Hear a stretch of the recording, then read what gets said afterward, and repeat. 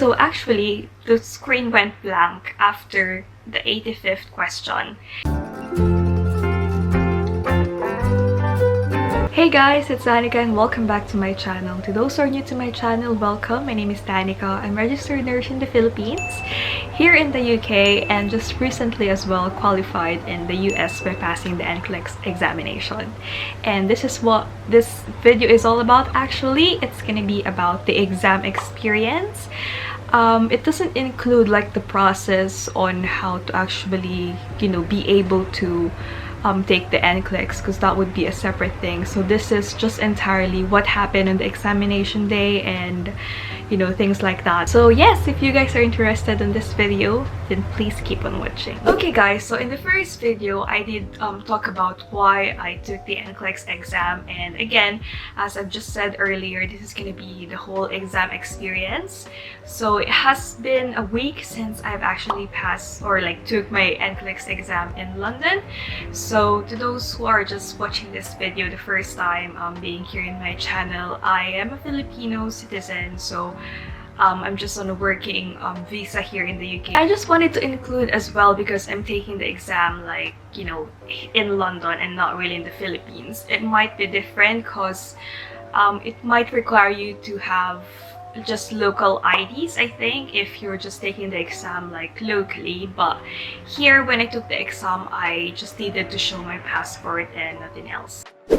Okay, so days before the exam, I think it was 3 days before, you will receive an email. Obviously the email that you've registered for Pearson VUE, so it will just have a reminder email, basically, when your exam is, the time, and then it will state there as well to arrive 30 minutes before your designated time. And also there's a link in the website where it will take you to the NCLEX website where the do's and don'ts. And as far as I remember, that you can't actually try to rephrase or the questions that you remember during that exam to publish it and use it as review materials for something else, or copy it or manipulate the exam questions, things like that. You need to agree. And yeah, it will take you to the NCLEX website, which will tell you more about the examination rules and regulations as well. Anyway guys, so to those who are just new to NCLEX, actually, to be honest, I really don't know much yet about NCLEX because I used an agency to actually take this exam, so I'm not super involved about it as well. So anyway, we'll talk about that in the next video. Yes, I took the NCLEX New Generation exam.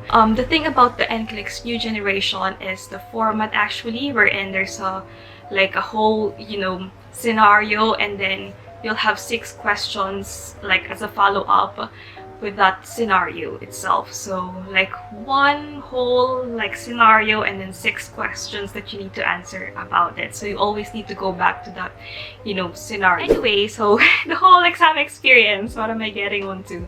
Anyway, yeah, so again guys, I took the exam in London 8 AM so that was early for me, to be honest. Yeah, I didn't sleep before the exam and I woke up quite early. So when I was booking a place, because it was early, I wanted to, book a place in London to stay a night before. That's just walking distance to where the exam center is, because you don't want to be rushing around. I just walked 20 minutes away from where I was staying. So I arrived in the exam center 7:35, and I was so surprised because there's loads of people there already. So if you're taking the exam in London, you'd see the place. It's a big building, and it will say Pearson VUE Test Center outside. So that's where you're gonna go in, and as soon as you come in, that's it. The door, and you can see the reception area, and it was really quiet. And there are 2 ladies who's actually admitting us, and you would be asked to actually turn off your phone as soon as you enter, so no one is actually on their phone while waiting to be called for the process. So yeah, I was actually like the last one. So I was there, I was just waiting to be called, and as soon as I'm called, you put your phone in like plastic just to make sure that you wouldn't access it. So you surrender your phone, and you've got a locker as well, and you're gonna put your sealed phone and your bag or things in that small locker, and you would just get like the number when you go into the exam room itself. I just gave my passport to the lady, and they had like a sensor for your palm, like a palm sensor where you just put it in there to like identify you. I couldn't describe it, but yeah, that's how they did it, and like took a photo of you as well. And yeah, it was just pretty quick actually. And then you can still go for the toilet before you actually begin, and also during the exam, but I didn't go to the toilet during the exam anyway. I'll tell you why later. So yeah, after my biometric is taken, I put my things in the locker and went to the exam room. But before that, yeah, I went to the toilet as well. And when you're just outside the exam room itself, the lady there would still like do your biometrics again, like your palm, and like give the passports. So you actually bring your passport in the exam room because you will need to have that before actually going inside the room itself. So yes, the lady will, you know, let you go inside. I was actually the last one, to be honest. Like, I didn't know how many were we. Maybe 20, and I was on the last computer. And yeah, it has your name on. They will also give you like an earplugs. I did try the earplugs, but it wasn't really helpful. It was like a cheap like earplug, so I could basically hear everything still. There's also a headset there, maybe if you need to like hear sound, but I didn't need to use that. So yeah, there's a CCTV as well. So you're being recorded the whole of your exam. On the screen, it will say like your name, and you just need to confirm it is right or not. After that, it will basically explain to you how the exam works. So it will also state there that you can't go back once you submit your answers. And yeah, it was just pretty quick introduction actually, maybe a minute or two. So sort of basic things, that's what's gonna happen beforehand. But if you've been practicing anyway, like a mock exam or like an app that you use to review for your NCLEX, it's quite really the same, only that you can't really go back and check your answers. So that's the only difference, I'd say.